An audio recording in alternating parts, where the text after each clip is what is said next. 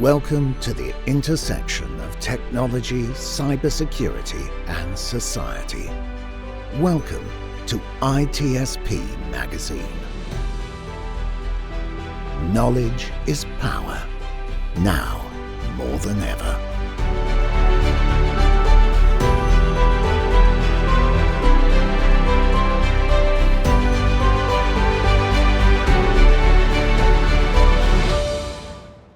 Hey everybody, this is Kayla and you're listening to the Lockdown Podcast with Kayla and Taylor, the show that helps you make sense of all things security, tying cybersecurity strategy to overall corporate objectives and best business practices for people who love all things technical and all things risk related.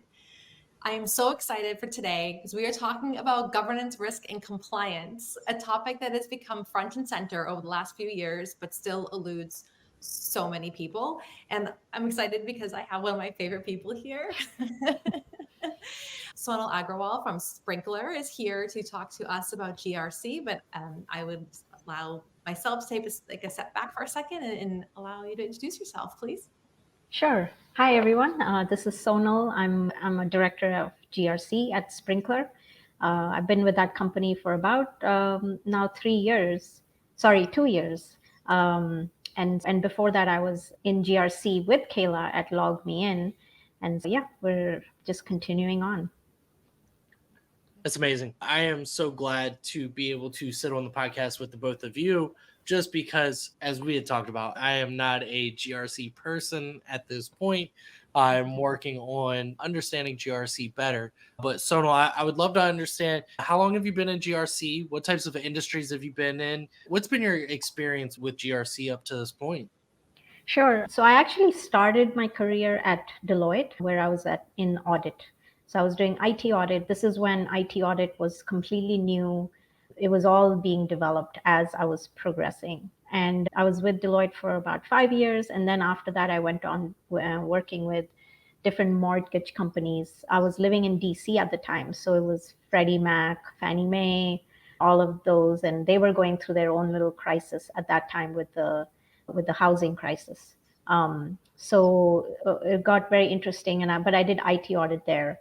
Then I moved to California and I was in IT audit in another mortgage company in California. And that's when I got more introduced to GRC through one of the GRC directors. And then since then, they basically convinced me to join the GRC program. So it's been about 8 years, I would say, in the GRC industry.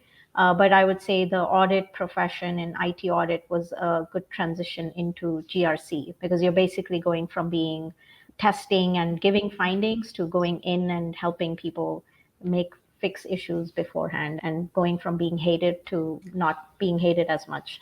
Oh, yeah, I was gonna say definitely, still definitely hated. Yeah, not as much. Yeah. It's funny because I did the same track. I did the financial services auditing and then getting into mortgages. I was doing internal auditing. So they would hire us to come in and be their internal auditors at small banks and credit unions here in Massachusetts. So I did the exact same trajectory. Okay, yeah. Great. Yeah. And I'm with GRC. I've done mostly in the software industry. So Log Me In and Sprinklr is all software. But yeah, just like Kayla said, when you're in like external, you get on different clients, different types of clients. Yeah, that's amazing. So what's interesting to me, though, is you both have financial backgrounds, mortgage, financial services type of background. And so you were doing IT audit and kind of transitioned into GRC. How does one really establish a GRC program, or how does one really transition from audit-based behaviors to having a functioning GRC team and organization within a company? Yeah, so as an individual, so going from transitioning from audit to GRC, it's quite seamless, I would say. The only thing is when you're in audit, you're there to give out findings and issues. You test something, you say this is not working. And then you go away and then you come back and test it and you find nothing.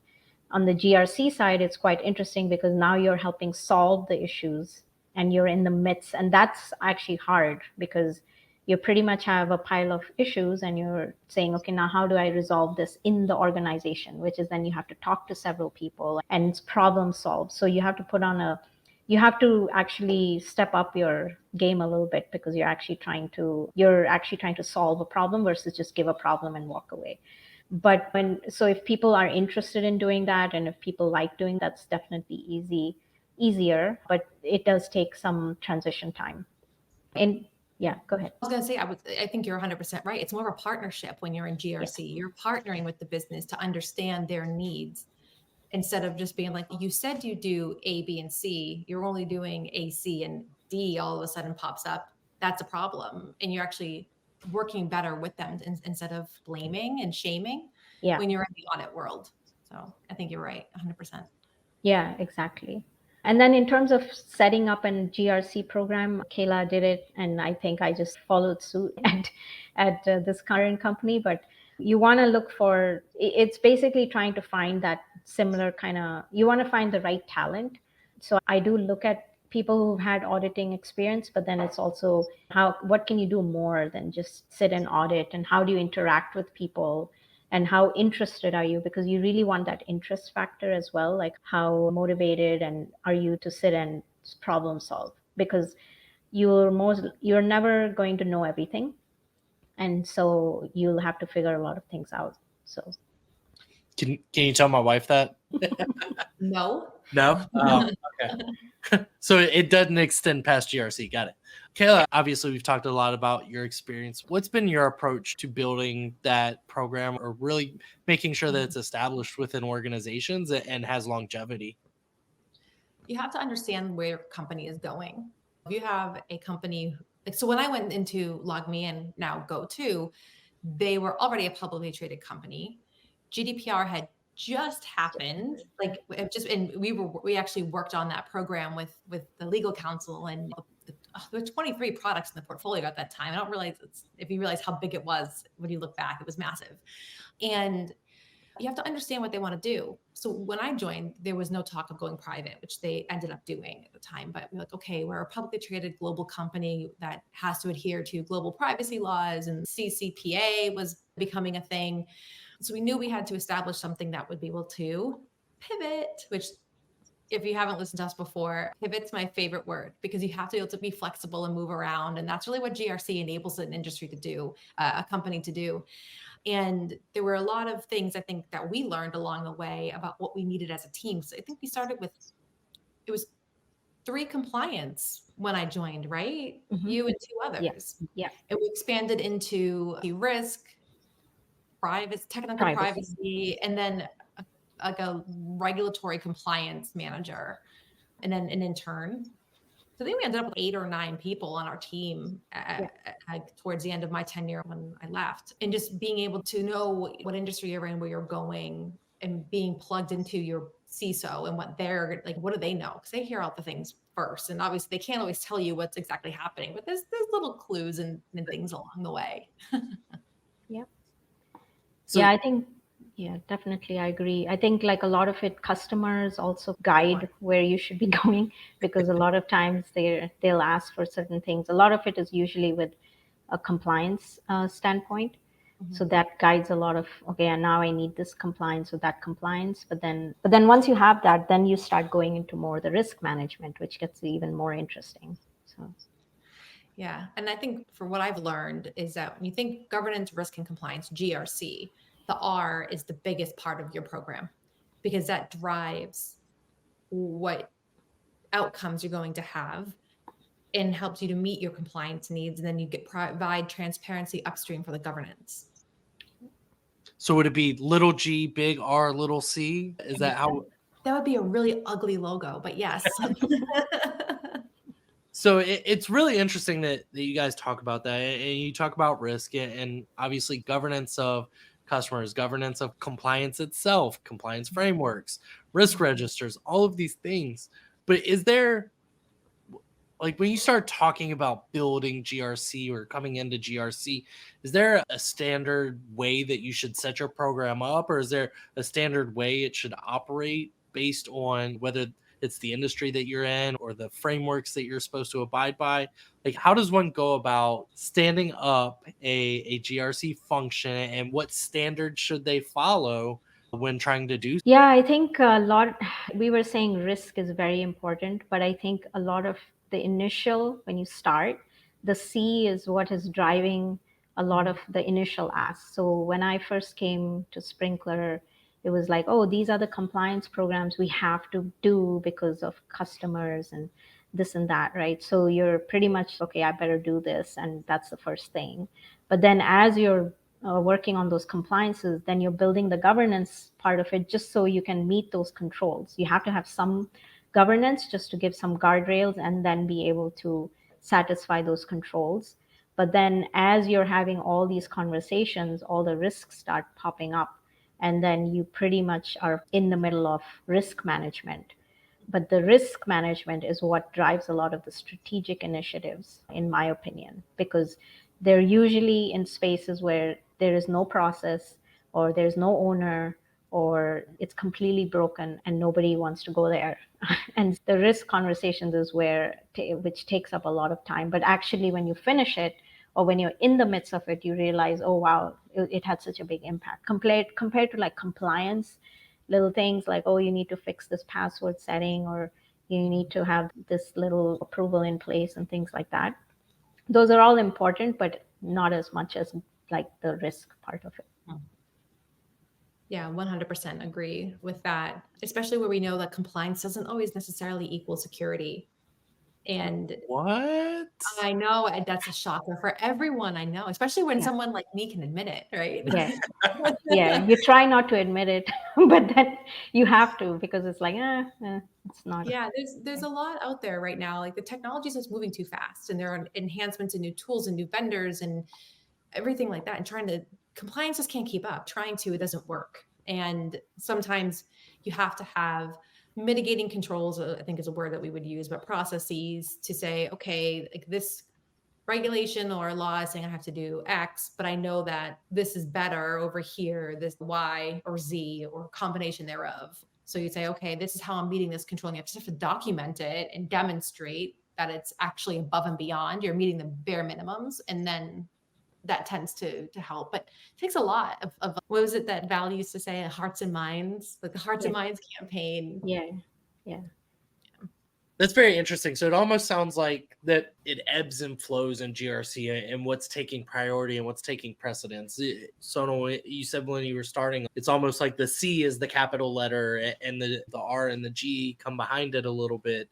And that kind of gets me thinking like process mapping, process flow, which leads into decision making. And decision making is impacted by trends and metrics. And when we start talking about trends, you start talking about market fit, market viability, sustainment, customer retention, all of those things. But when we talk about programs, we never really talk about like the trends of programs or the trends and growth of programs.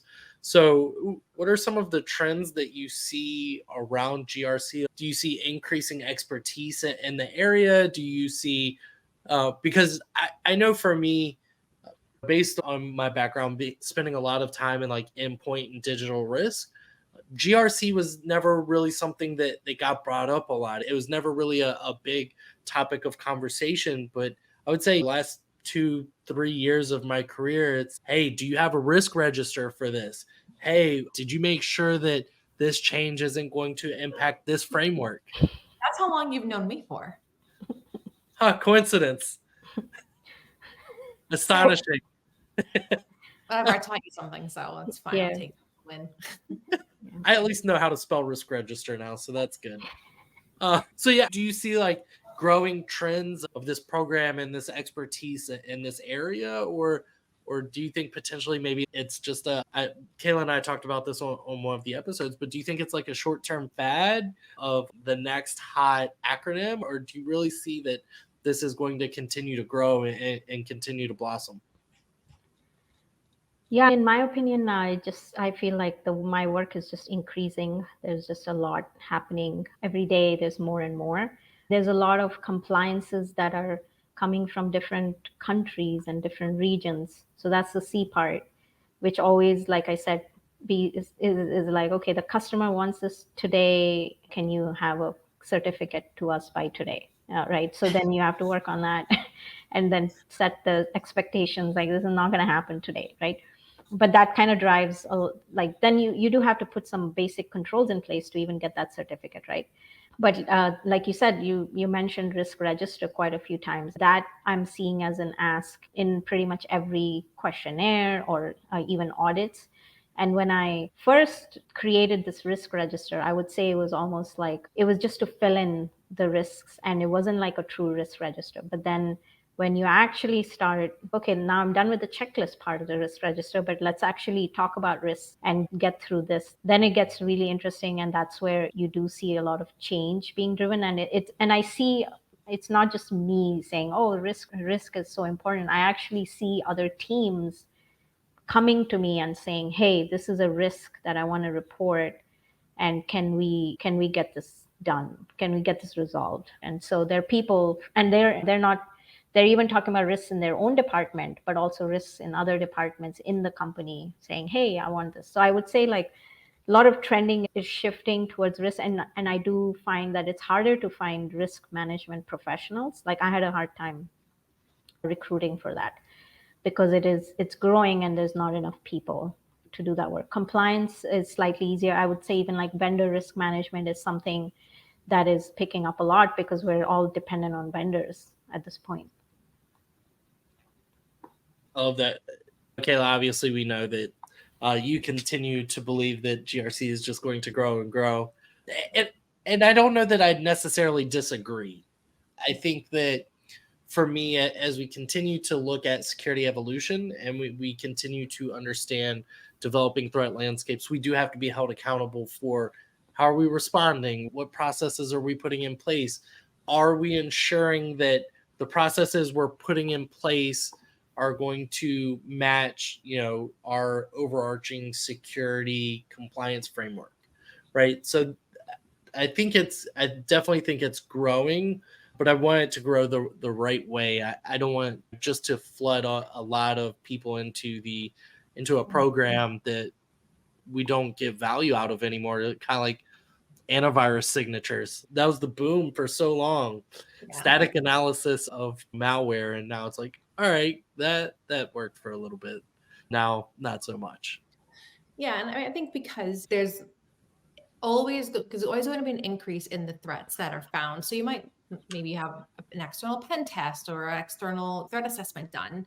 And oh my gosh, I need someone who can actually manage some of these things. You have new assets that being spun up, spun down, new vendors. You can't be a one-stop shop. But you can't always hire expertise in every area either. But if you have the discipline of GRC, it's flexible, and you learn that if you have that core understanding of what it takes to do a risk assessment or to understand a process flow, it is easy to pick it up again.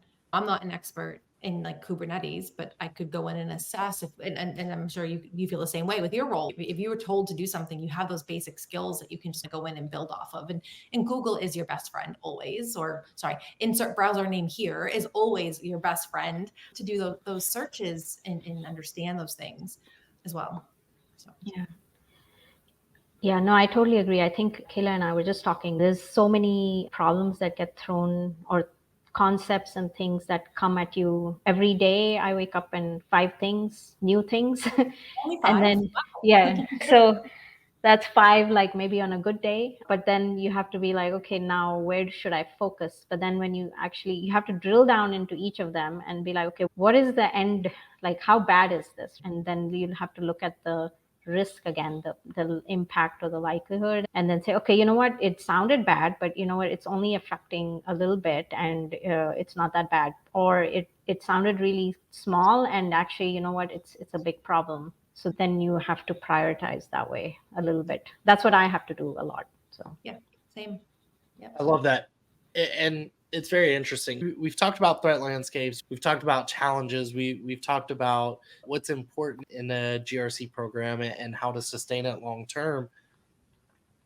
I guess the last remaining question, especially for those companies that don't have established programs or maybe don't have maturity in their security program, where do you start? As a leader or as a practitioner, as an implementer, as someone who's responsible at the end of the day, where do you start and how do you start?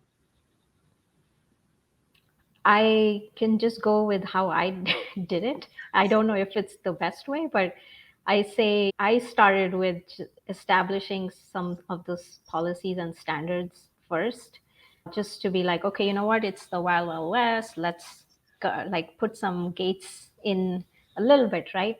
And you don't have to go crazy with it. You just start with the basics and then maybe don't even make it so specific, just so you can get through the day. And then once you have that, then you have to then go deeper. Then you start doing your compliance piece and get those certifications. But then the risk management will help you with maturing, right? It's actually going to put some meat and some more push in towards what you're doing. So Some sustenance on the bone. exactly. Yeah, that's when people will actually make it like they actually get serious. They actually start having more conversations rather than compliance. They see it as, you know what, can you just get the certificate for us? And here's the setting, and that's it. Yeah. But it sells. Trust sells. And if you can get an independent audit to come in and get a certificate or an audit, clean audit report, or insert next thing here, it builds trust, and trust in the market is what you want. But I have a quick question for you, Sonal. Who does your org report into? We have a board. So my org, okay, yeah. So from my level, we have the CISO. So GRC function reports to the chief security officer, information security officer, who reports to legal. And so we're separate from the department. So I report into legal as well from a CISO org. And prior to that, it was CIO, CTO, and then at LogMeIn, it was CIO, CTO, CEO, like that way.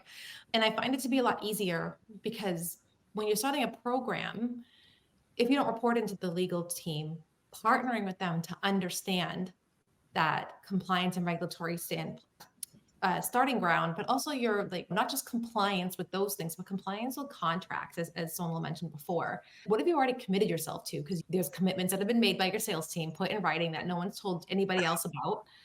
And then there's that annual due diligence from a customer that says, hey, you said you're going to have a PCI SAQD, 300 controls that no one told you about. So making sure having the close partnership with legal, I think, comes in handy. And as you mentioned, Taylor, the ebbing and flowing or pivoting that's needed to maintain a program, that's going to be your easiest way in understanding what's happening in the market, your customers, what trends are they leaning towards, will help you be able to staff your team to cope. Budget season is upon us, right? Make sure you're looking through. Do you need a privacy? Are you expanding? Are you in Europe and in America, and all of a sudden you're going to go open up in Singapore or Tokyo and have brand new privacy laws? What about the government? The US government's very different from the Australian government, as Sonal and I found out. It's very different requirements. And I think that would be my advice, is like sit with the legal team and they have all the dirt. They know. That's amazing. So I know obviously we're coming up on time. I've absolutely enjoyed moderating some of these questions to the two GRC experts that I now know. Really, before we wrap up and before we close it out, I want a hot take. I want a GRC hot take. There's got to be one, right? There has to be at least one hot take. That's a good one. Oh, I don't know. I would say it's, in my opinion, it's inevitable. If you're a SaaS company, you are in any company, because you have data, every company has data. So if you don't have an internal audit team, which most don't, they're not big enough to, or they're not regulated and don't need one, you don't have enterprise risk, you need GRC. You need someone to have that skill set. It's inevitable.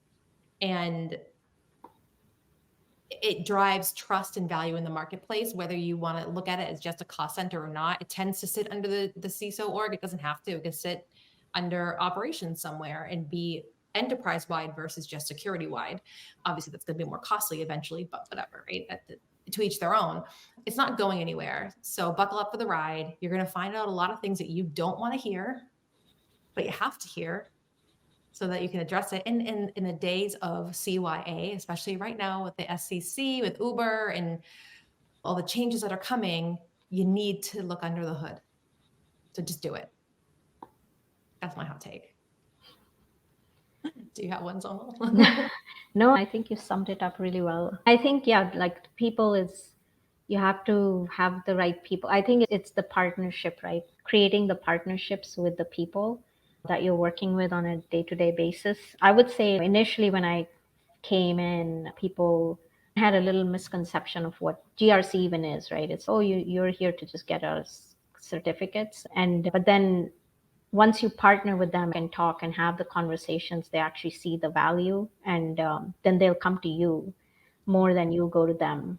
And sometimes you're like, okay, created a problem. There's too many problems, but it's like you actually end up seeing a lot more when people are coming to you. Otherwise, it's all just investigations and going to people and saying, you need to do this and you need to do that. So, yeah. So if that is your all's hot take, I will take that. But one of the key points to you that you said is actually what leads me to my hot take. And that is, I think that the understanding or fundamentals of GRC should be covered under security awareness training annually, because you always have new employees, things change. And if you don't fundamentally understand the process and why you're going through it, you're never going to really buy in. So Yeah. if we can create that security aware culture or that security centric culture and understand the fundamental application of what GRC is attempting to do, I think, like you say, you get better buy-in, you develop more trust. And I think trust comes from an understanding processes and procedures and why you're doing certain things. Secure coding isn't always fun, but it's key to business success at this point. That's my hot take. It should be included in annual security awareness training. I won't disagree. Yeah, that's great. Definitely. Awesome. Thank you. Agreed. Awesome. I love it. Sonal, I won't be the first one to thank you so much for your time today. I really appreciate it. Your insights are as amazing as Kayla promised that they would be. So I really appreciate your time today. And I will let the two of you close us out. And we will see everyone on the next episode of Lockdown with Kayla and Taylor. Yes, thank you. Thank Taylor. you. Thank you, Sonal. Appreciate your time. Thanks, everyone, for listening. Take care. Bye-bye. We hope you enjoyed this conversation. If you learned something new and this story made you think, then share ITSP Magazine with your friends, family, and colleagues. If you represent a company and wish to associate your brand with our conversations, sponsor one or more of our columns. We hope you will come back for more stories and follow us on our journey. You can always find us at the intersection of technology, cybersecurity, and society.